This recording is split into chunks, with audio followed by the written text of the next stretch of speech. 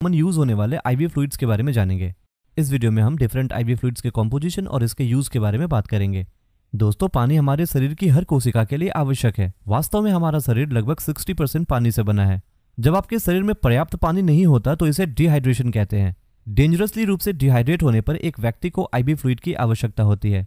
इसके अलावा ivy fluids का use surgery, nutrient replacement, medication और इमरजेंसी सिचुएशन में किया जाता है। दोस्तों, आईवी का मतलब होता है इंट्रावेनस, यानी जिसे वेन के थ्रू दिया जाए।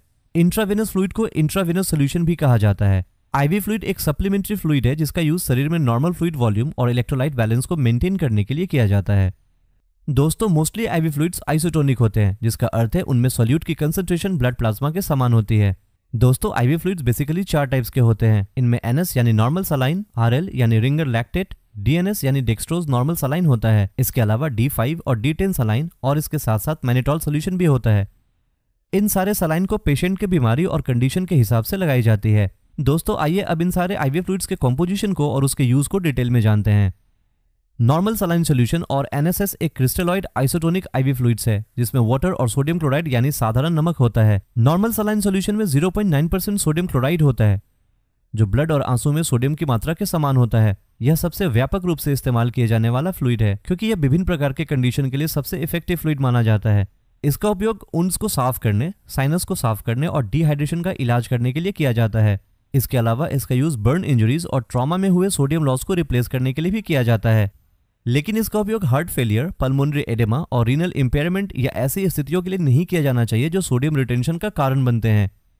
रिंगर लैक्टेट यह एक क्रिस्टलॉइड आइसोटोनिक आईवी फ्लूइड्स है। आप अक्सर इस फ्लूइड्स को इमरजेंसी रूम, एम्बुलेंस और क्रिटिकल हेल्थ इशू से निपटने वाले अन्य स्थानों पर देख सकते हैं। रिंगर लैक्टेट में sodium lactate, sodium chloride, potassium chloride और कैल्शियम क्लोराइड होते हैं। यह सब इलेक्ट्रोलाइट्स है। इलेक्ट्रोलाइट्स नॉर्मल बॉडी फंक्शनिंग में बहुत ही काम आते हैं। जब बीपी कम हो जाता है या शरीर का पानी कम हो जाता है तब सिर्फ शरीर में पानी देने से काम नहीं बनता। पानी के साथ साथ इलेक्ट्रोलाइट्स भी शरीर में जाना बहुत ही जरूरी होता है।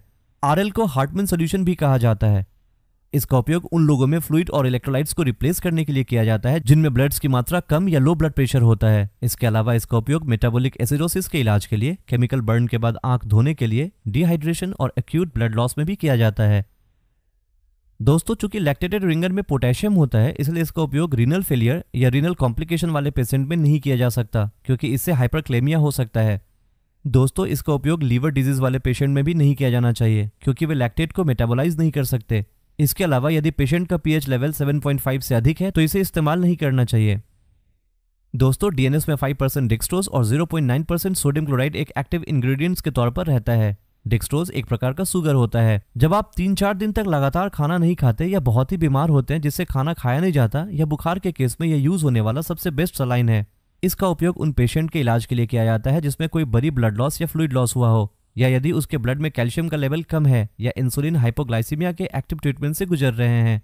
डीएनएस इन्फ्यूजन उन मरीजों को भी दी जाती है जिनके खून में पोटेशियम और सोडियम का लेवल कम होता है। डीएनएस इन्फ्यूजन डिहाइड्रेशन या कार्बोहाइड्रेट की कमी वाले रोगियों में आवश्यक इलेक्ट्रोलाइट्स को रिस्टोर करता है। दोस्तों, चौथी और पांचवी सलाइन है D5 और D10। D5 में 5% डेक्सट्रोज और D10 में 10% डेक्सट्रोज पाया जाता है। डीएनएस में डेक्सट्रोज के साथ साथ NaCl यानी सोडियम क्लोराइड भी पाया जाता है, पर D5 और D10 में सिर्फ और सिर्फ शुगर ही पाया जाता है। इसका इस्तेमाल हाइपोग्लाइसेमिक पेशेंट में किया जाता है। दोस्तों, डायबिटीज के पेशेंट में D5, D10 और DNS सलाइन नहीं लगाई जाती है। उन पेशेंट में RL और NS लगानी चाहिए। मैनिटॉल इन्फ्यूजन एक दवा है जिसका इस्तेमाल acute renal failure, cerebral oedema यानी ब्रेन में एक्सेस फ्लूइड का जमा होना और ग्लूकोमा नामक स्थिति में आंखों के अंदर प्रेशर को कम करने के लिए किया जाता है। मैनिटॉल इन्फ्यूजन अतिरिक्त पानी को हटाकर काम करता है और प्रभावित क्षेत्रों में सूजन से भी राहत दिलाता है। इसका उपयोग अकेले या अन्य दवाओं के साथ में किया जा सकता है। मैनिटॉल आईवी मैनिटॉल और वाटर का एक सोल्यूशन होता है जो 5%, 10%, 15% और 20% कंसंट्रेशन में अवेलेबल रहता है। दोस्तों, मैनिटॉल आईवी को इंट्रावेनस इन्फ्यूजन द्वारा दिया जाता है। दोस्तों, उम्मीद करता हूं कि इस वीडियो में दी गई सारी इन्फॉर्मेशन आपको समझ में आ गई होगी। दोस्तों, इस वीडियो से रिलेटेड अगर आपकी कोई क्वेश्चन हो तो आप कमेंट सेक्शन में पूछ सकते हैं। दोस्तों, इस वीडियो को शेयर करना ना भूलें और वीडियो के अपडेट पाने के लिए बेल आइकन को जरूर प्रेस कर दें।